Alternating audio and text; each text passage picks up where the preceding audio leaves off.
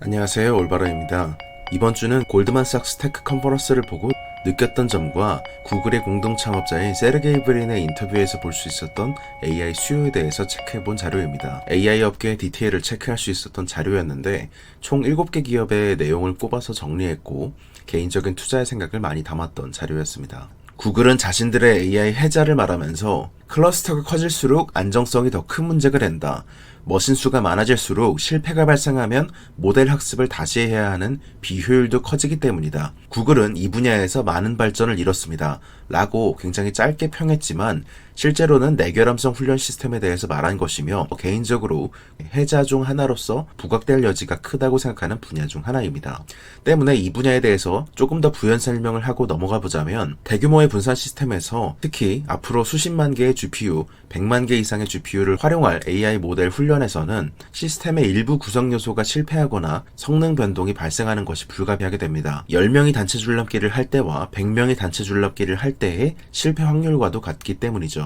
내결함성 훈련 시스템은 이러한 실패나 오류가 전체의 훈련 프로세서를 중단시키지 않고도 지속적으로 진행될 수 있도록 설계한 시스템을 의미합니다. 내결함성이 중요한 이유는 단일 GPU의 실패 영향을 최소화하기 위해서 중요합니다. 단일 GPU의 실패 영향을 최소화시킨다는 것은 가동률을 높인다는 의미와도 비슷합니다. 예를 들어서 10만 개의 GPU 중 하나의 GPU 혹은 TPU 정도만 고장나더라도 전체의 10만 개의 GPU를 다시 연산하기 시작해야 하기 때문입니다. 메타의 라마 3.0 오픈소스는 이를 통해서 상당한 비용과 시간이 소모되곤 했습니다. 동시에 하나의 답을 내야 하는 것이 LMM 트레이닝의 시작이기 때문에 엄청난 양의 GPU 유휴 시간을 초래했던 요인 중 하나였죠. 이 부분에서 특히 구글이 더 뛰어났던 이유는 자체 TPU를 오랜 기간 동안 다뤄왔으며 앞부분은 설명드린 대로 엔비디아를 제외하고 하이퍼스케일러 중 AI 가속기 워크로드를 최적화하는 엔드-투-엔드 풀스택을 다룰 수 있는 유일한 기업이 구글이기 때문입니다.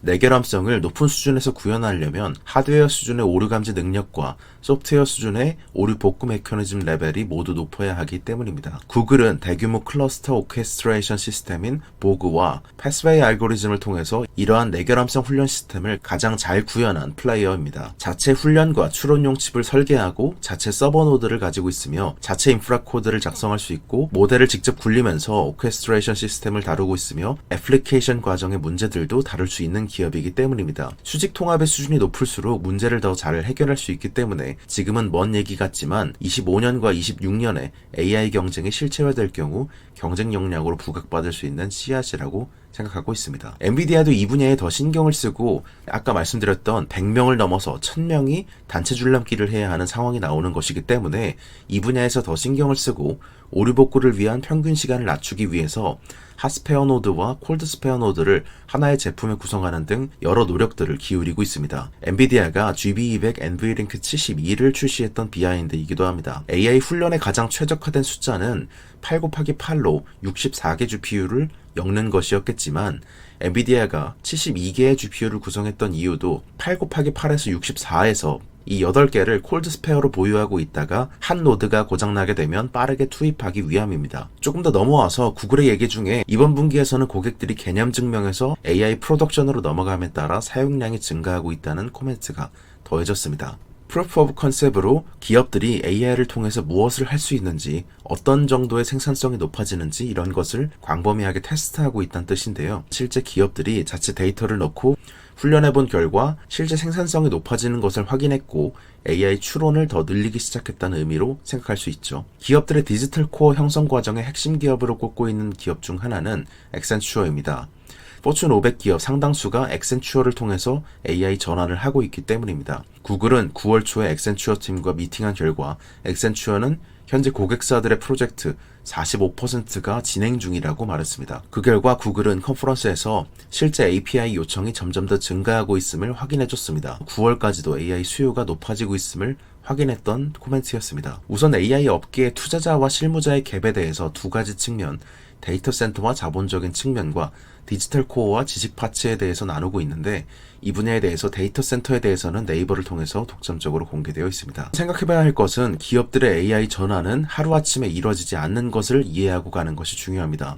특히 기업들은 생성형 AI 프로젝트에 대해서 관심이 높고 도입하려고 하지만 어려움을 상당히 많이 겪고 있습니다. 빅테크가 아닌 중소기업들의 AI 전환이 더딘 이유, 그리고 논 US 기업들의 AI 전환이 더딘 이유는 디지털 코어나 클라우드 마이그레이션이 선행되지 않은 경우가 많기 때문입니다. LMM 자체로 할 수 있는 일은 사실상 굉장히 한정적이고 할루시네이션도 상당히 많이 나타나게 됩니다. 기업들이 자신들의 온프레미스 데이터를 가져와서 파인튜닝 하다 보면 쓸만해지는 수준이 오는데 그 과정에서 기업이 가진 양질의 데이터가 충분히 많은가, 그리고 이것이 얼마나 투입될 수 있을 만큼 양질인가가 중요합니다. 기업들의 데이터를 담고 있는 ERP 소프트웨어의 강자인 세베 클라우드 사업부가 최근 잘 성장하고 있는 것도, 브로드컴이 온프레미스 데이터 센터를 가상화시키는 VM웨어를 인수한 것도, 오라클 클라우드가 생성형 AI 시대에 부각받기 시작한 것도 모두 데이터 마이그레이션과 연관되어 있습니다. 액센추어는 이번 실적 발표에서 고객들이 생성형 AI 프로젝트에 관심이 많지만 확장에는 어려움을 겪고 있음을 강조한 바 있었습니다. AI를 도입하려면 아까 말씀드렸던 것처럼 우선 기업들이 디지털 코어를 갖추는 것이 선행되어야 하기 때문입니다. 그럼에도 불구하고 생성형 AI 계약은 AI 붐이 처음 시작했을 때는 100밀리언 증가한 수준에서 4분기에는 250밀리언 증가했고 1분기에는 200밀리언 증가했으며 지난 2분기에는 300밀리언 증가한 것으로 점점 더 가속화되고 있는 모습을 확인하실 수 있었죠. 마이크로소프트를 비롯한 클라우드 기업들이 AI 채택 속도를 높이기 위해서 컨설팅 기업들과 광범위하게 협력하고 있는 것도 같은 맥락입니다. 빅테크 기업들은 이미 데이터를 모아놨고 완전히 디지털화된 워크플로우를 가지고 있으며 각각이 수십억 명의 고객 기반을 두고 있었기 때문에 그 규모를 효율화시키기 위해서 곳곳의 제품 기술 스택에 AI를 접목시켜서 이미 쓰고 있습니다. 그러나 일반 기업들은 그러지 못하고 있기 때문에 클라우드 컴퓨팅으로의 전환이 먼저 나오고 있고, 그리고 이제 1년간 디지털 코어 형성이 나온 이후 실제 프로덕션으로 이어지고 있다고 이해하고 있습니다. 이번 골드만삭스 컨퍼런스에서 HPE는 AI 서버의 주요 고객을 세 가지로 분류했습니다. 첫 번째는 클라우드 서비스 제공업체입니다. 하이퍼스케일러와 티어2, 티어3를 모두 포함한 내용이었는데요. 하이퍼스케일러는 주로 애저와 GCP, AWS를 포함하고 있고, 이들은 대부분 직접 자신이 컴퓨팅을 사용하거나 혹은 컴퓨팅 자체를 판매하기보단 모델을 구축하고 미세 조정하면서 추론하는 등 AI에 대해서 좀 더 고차원적인 서비스를 제공하고 있습니다. 그 대신 티어2와 티어3는 오라클과 코어웨이브, 람다 등 좀 더 호스팅에 사업에 중점을 두고 있는 기업들입니다. HPE 입장에서는 전략적으로 약간 저가입체라더라도 계약을 따내는 게 중요한 고객들입니다. 이들의 고객 수는 많아봐야 10개에서 20개 정도 기업들이지만 수십만 개의 GPU까지를 소비할 것이고, 이들 중에 어느 순간에는 100만 개 이상의 GPU를 소비할 고객군들이기 때문에 전략적으로 채택하는 것이 중요하죠. 두 번째는 소버린 클라우드입니다.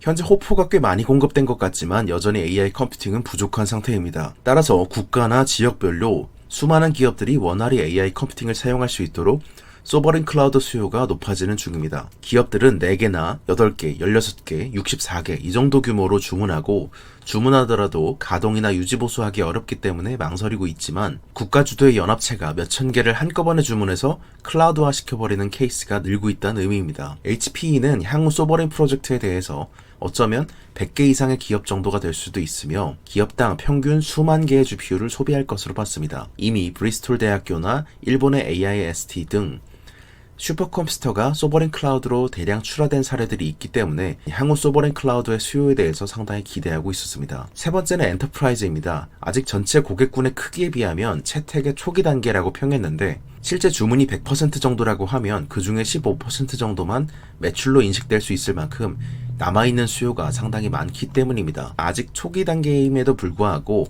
기업 고객들 중 성숙한 AI 사용 사례를 보고 있으며 실제로는 헬스케어, 제조, 서비스업 전반에서 엄청난 추진력을 보고 있다고 평했습니다. 따라서 엔터프라이즈 AI 수요와 소버린 AI 클라우드 수요가 상당히 많이 증가할 것을 예상하고 있는 코멘트였습니다. 그리고 또한 델은 기술적인 변화면에 있어서 가속 컴퓨팅은 수많은 수동 작업과 인간 작업을 컴퓨팅으로 바꿀 수 있게끔 만들고 있고, 그동안 자신이 일해오면서 20%에서 30%만큼 엄청난 생산성 혁신을 가져다준 AI 같은 기술은 많지 않았음을 언급했습니다. 기업들이 가진 독점적인 온프레미스 데이터를 옮기는 것이 매우 비싸기도 하고, 이것을 옮긴다는 게 기업의 비법 레시피를 옮기는 것과도 같기 때문에 자체적으로 AI 서버를 주문해야 할 필요가 늘어나고 있다고 봤습니다. 따라서 델의 AI 서버 주문 중 엔터프라이즈 수요는 4분기부터 본격화되기 시작해서 1분기에 훨씬 더 많이 증가했고 2분기에는 여기서부터 훨씬 더 많이 증가했음을 짚었습니다. 고객 수가 늘어남과 동시에 기업들이 한 건당 주문하는 양도 동시에 점점 더 늘어났기 때문에 엔터프라이즈형 AI 수요가 점점 더 중요해지고 있습니다. 구글과 액센추어의 코멘트도 그랬고 HPE도 엔터프라이즈들이 AI를 점점 더 많이 배포하게 됨에 따라 수요가 증가하고 있음을 언급했던 것처럼 델도 비슷하게 엔터프라이즈 AI 수요가 빠르게 늘고 있음을 전했습니다. 기업들이 계속해서 AI를 실험해보고 있으며 실험 후에 개념 증명으로 넘어가고 개념 증명으로 넘어갔던 고객들 대부분이 실제 AI 서비스 배포로 연결되는 중이라고 말했습니다. 기업들의 5가지 주요 유스 케이스는 코드 생성기와 영업 및 마케팅 지원 시스템, 콘텐츠 만들기와 고객 서비스, 공급망 관리 부분에서 생성 사례를 많이 꼽을 수 있었습니다. 이러한 5가지 사용 사례들은 대부분의 회사에서 자체 데이터를 갖고 있는 분야이기 때문에 상당히 보편적으로 쓰고 있고 일단 AI 서버를 사와서 이 5개만으로도 충분히 생산성을 얻을 수 있는 AI 사용 사례가 성숙해지고 있음을 의미했습니다. 두 번째 자료는 구글의 창업자 세르게이 브린의 인터뷰였습니다. 구글 공동 창업자 세르게이 브린은 9월 11일 올인 서밋에서 최근의 AI 업계와 구글이 어떤 역할을 수행하고 있는지에 대한 디테일을 말해줬습니다. 기업들의 AI 컴퓨팅 수요는 한계가 없어 보이지만 구글이 내부적으로 쓰기에도 컴퓨팅이 부족하기 때문에 그들에게 할당해줄 GPU나 TPU가 없다는 부분이 놀라운 내용이었습니다. AI 붐이 발생하고 나서 매일 구글로 출근하고 있는 세르게이 브린이 엔비디아 CEO가 최근에 말했던 트렌드를 유일하게 확인해준 인터뷰였기 때문에 상당히 중요했는데요. 젠슨 왕이 말해줬던 얘기는 내용을 보자면 호퍼에 대한 수요가 매우 강하고 블랙웰에 대한 수요는 엄청난데 첫 번째로 말했던 이유는 클라우드 서비스 제공업체라고 할지라도 실제로 그 클라우드를 통해서 기업들이 사용할 수 있는 GPU 캐파는 기본적으로 아무것도 없다는 내용이었습니다. 자체 워크로드, 예를 들어서 데이터 프로세싱 속도를 높이기 위해서 내부적으로 배포하고 있기 때문입니다. 이 분야, 가속 컴퓨팅에 대해서는 지난번에 한번 말씀드린 바 있었죠. 세르게이 브린이 했던 내용 중에 가장 중요했던 내용은 이 내용이었습니다. 첫 번째로 구글이 현재 가능한 가장 빠르게 컴퓨팅을 구매해서 구축하고 있으며 엄청난 양의 수요가 있다고 생각한다는 내용.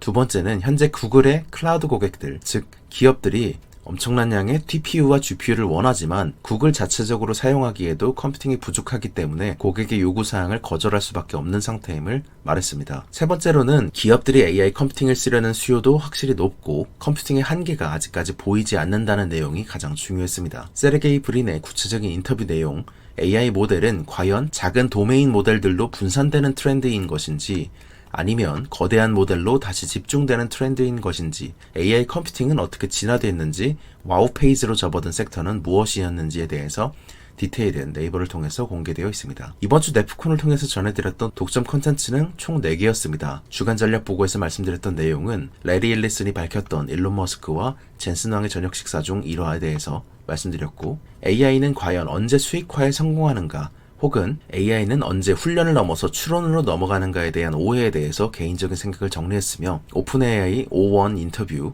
그리고 애플 인텔리전스의 환각 이슈와 엔비디아 수출 규제 및 테슬라 사이버 트럭과 1억 번째 셀에 대한 생각을 정리해본 자료였습니다. 두 번째는 구글의 공동 창업자 세르게이 브린의 인터뷰였습니다. 젠슨 왕이 최근 실적 발표에서 말해주었던 트렌드를 유일하게 확인해준 인터뷰였기 때문에 상당히 중요한 내용이었습니다. 세 번째 자료는 골드만삭스 컨퍼런스 내에서 AI 수요와 공급에 유의미했던 내용만 골라서 정리한 자료였습니다. 100빌리언 클러스터로 가는 과정에서 중요했던 PUE와 분산훈련 아키텍처, 내결함성 훈련 시스템에 대해서 간단하게 살펴보고 왜 엔비디아는 엔비링크 71을 하나의 GPU로 짰는지, 아마존이 하고 있는 거짓말은 무엇인지와 9월 AI 수요와 공급에 대해서 가장 많은 정보를 담고 있는 자료였습니다. 네 번째는 업계 전문가 인터뷰로 앞으로 금리 인하를 앞두고 52주 신고가를 내고 있는 페이팔에 대해서 업데이트해봤습니다. 기업 분석에 앞서서 먼저 디테일한 맥락부터 깔았던 자료였는데 페이팔 CEO 교체 후에 1년 동안 무엇이 달라졌는지, 전임 CEO에 있었던 문제는 무엇이며